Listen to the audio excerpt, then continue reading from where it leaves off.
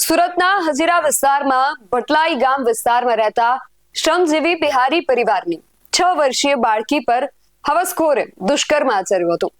પોતાની ઓરડીમાં લઈ જઈ હાથ બાંધીને મોઢામાં કપડું નાખી દુષ્કર્મ આચર્યા બાદ કોઈને જાણ કરશે તો ચપ્પુ બતાવીને મારી નાખવાની ધમકી આપી અને સાથે દસ્તા વડે આંખની ભ્રમર ઉપર ઈજા પહોંચાડી ભાગી ગયો હતો। પોલીસે ગણતરીના દિવસોમાં જ આરોપીને પટના રેલવે સ્ટેશન ખાતેથી ઝડપી પાડ્યો હતો અને આજે તેને સાથે રાખીને આ ઘટનાનું રિકન્સ્ટ્રક્શન કરવામાં આવ્યું હતું, જે આરોપી 2 હાથ જોડીને માફી માંગતો નજરે પડ્યો હતો। શું છે સમગ્ર ઘટના, જાણીએ અહેવાલમાં। જય હિન્દ, BSI TV ન્યૂઝ પર આપની સાથે હું છું નિધિ ગઢવી। સુરતના હજીરા વિસ્તારમાં રહેતા મૂળ બિહારની 25 વર્ષીય મહિલાનો પતિ 27મી તારીખે દિવસે સવારે રાબતા મુજબ 8 વાગ્યે સ્થાનિક વિસ્તારની કંપનીમાં નોકરીએ જવા માટે નીકળ્યો હતો। જ્યારે તેની પત્ની ઘરકામ કરી રહી હતી ત્યારે મોરા વિસ્તારમાં રહેતો તેનો દિયર નાઇટ ડ્યુટી કરીને આવ્યો હતો અને જમ્યા બાદ સૂઈ ગયો હતો। મહિલા તેના 2 પુત્ર અને 6 વર્ષની પુત્રીને નવડાવ્યા બાદ 9 વાગ્યે રાબતા મુજબ ઘર ઘાટી કામ કરવા માટે નીકળી હતી। મહિલાનો ઉપવાસ હોવાથી બપોરે 1:30 વાગ્યાના બદલે 1 વાગે ઘરે પરત આવી ગઈ। ત્યારે દિયરે પોતાના ખોળામાં 6 વર્ષની દીકરીને બેસાડેલી હતી અને બંને લોકો રડી રહ્યા હતા, જેથી માતા ચોંકી ઉઠી હતી। તેણે પૂછ્યું કે શું થયું છે, ત્યારે દિયરે કહ્યું કે આપણા જ વતનના જયમંગલ ઉર્ફે બાબા અબિલાખ પાસવાને દીકરી સાથે ખરાબ કામ કર્યું છે। દીકરી સાથે થયેલા દુષ્કૃત્યની જાણ થતા માતા ચોંકી ઉઠી હતી અને તરત જ દીકરીના કપડાં ચેક કરવાની સાથે તેની પૃચ્છા પણ કરી। દીકરીના કપડાં ભીના અને ચીકણા હોવા ઉપરાંત બાળકીએ કહ્યું કે બાબા મને ગોદીમાં ઉઠાવી તેમની ઓરડીમાં લઈ ગયા હતા, જ્યાં હાથ બાંધી મારા મોઢામાં કપડું નાખી મારી સાથે બદકામ કર્યું અને બાદ ચપ્પુ બતાવી મમ્મી પપ્પાને કહીશ તો છરી ઘુસાવી દઈશ એવી ધમકી આપી। આ હવસખોરે બાળકીને ડરાવવા લોખંડનો દસ્તો આંખ પાસે લાવતા જમણી આંખની જે ભ્રમર હતી એ ભ્રમર પાસે પણ એ બાળકીને ઈજા પહોંચી હતી અને તેને પગલે માતા તરત જ આરોપીના ઘરે જઈ તેને ઠપકો આપતા ઝઘડો થયો હતો। આરોપી ત્યાંથી ભાગી છૂટ્યો હતો અને ઘટના અંગે ઈચ્છાપોર પોલીસે દુષ્કર્મ અને પોક્સો એક્ટ હેઠળ ફરિયાદ નોંધી પોલીસની એક ટીમ બિહાર જવા માટે રવાના કરી હતી। પોલીસે ટેકનિકલ સર્વેલન્સની મદદથી આરોપીને પટના રેલવે સ્ટેશનથી રાઉન્ડ અપ કરી ઈચ્છાપોર પોલીસ સ્ટેશને લઈ આવી હતી।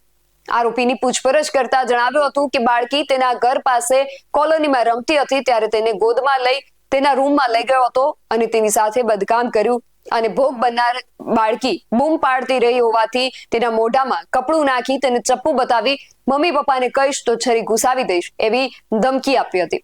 ત્યારબાદ ભોગ બનનારને છોડી દીધી હોવાની પણ આરોપીએ કબૂલાત કરી છે। આ અંગે પોલીસ અધિકારીએ શું માહિતી આપી સાંભળીએ। ગત તારીખ 27/5/2025ના રોજ અત્રેના ઈચ્છાપોર પોલીસ સ્ટેશનમાં એક બાળકી સાથે દુષ્કર્મનો બનાવ ધ્યાનમાં આવેલ હતો, જેની નોંધ લઈ ઈચ્છાપોર પોલીસે ભારતીય ન્યાય સંહિતાની કલમ 137(2), 87, 64(2)I, 65(2) તથા અન્ય વિવિધ કલમો તેમજ protection of children from sexual offence act 2012ની વિવિધ કલમો હેઠળ ગુનો દાખલ કરેલ હતો। ઉપરોક્ત બનાવની વિગત એવી છે કે આ બાળકી તેમના રહેઠાણના સ્થળે કે જે ભટલાઈ ગામમાં આવેલું છે ત્યાં રમતી હોય, આરોપી તેમની પાડોશમાં જ રહેતો હોય બાળકીને ચોકલેટની લાલચ આપી લઈ ગયેલ હતો તથા પોતાના રૂમમાં લઈ જઈ બાળકીના હાથ અને મોઢું બાંધીને તેની સાથે બદકામ કરેલ હતું। ત્યારબાદ બાળકી આ બાબત પોતાના ઘરે જણાવતા બાળકીના માતા પિતા બાળકીને પોલીસ સ્ટેશન લાવી આ અંગેની ફરિયાદ દાખલ કરાવેલ હતી અને આ આરોપી નાસી ગયેલ હતો। ત્યારબાદ અત્રેના ઈચ્છાપુર પોલીસ સ્ટેશનના થાણા ઇન્ચાર્જ તેમજ ડી સ્ટાફની ટીમે ટેકનિકલ સર્વેલન્સના આધારે ગુનેગારનો નંબર મેળવીને ત્યારબાદ તેમનું લોકેશન મેળવતા તે બિહારનું જણાઈ આવેલ હતું અને ઈચ્છાપુર પોલીસની ટીમે અહીંયા અત્રેથી રવાના થઈ બિહાર જઈ આરોપીને ગતરોજ ઝડપી પાડી અત્રે લઈ આવેલ છે।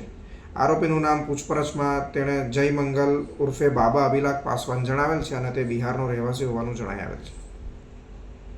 પોલીસ દ્વારા આરોપીને સાથે રાખીને આખી ઘટનાનું રિકન્સ્ટ્રક્શન કરવામાં આવ્યું હતું, જેમાં આરોપી 2 હાથ જોડીને માફી માંગતો નજરે પડ્યો હતો। આ સાથે જ તેને જે જગ્યા પર બાળકી પર દુષ્કર્મ આચર્યું હતું એ જગ્યાએ પણ તેને લઈ જવામાં આવ્યો હતો। શ્રમજીવી પરિવારની 6 વર્ષની બાળકી સાથે આવું જઘન્ય કૃત્ય આચરનાર જયમંગલ એક પરિણિત વ્યક્તિ છે અને તેની પત્ની સહિતનો તેનો જે પરિવાર છે એ તેના વતન બિહારમાં રહે છે। અગાઉ હજીરાની L&T કંપનીમાં નોકરી કરતો જય મંગલ ગામ ગયો હતો અને 2 દિવસ અગાઉ જ વતનથી પરત ફર્યો હતો.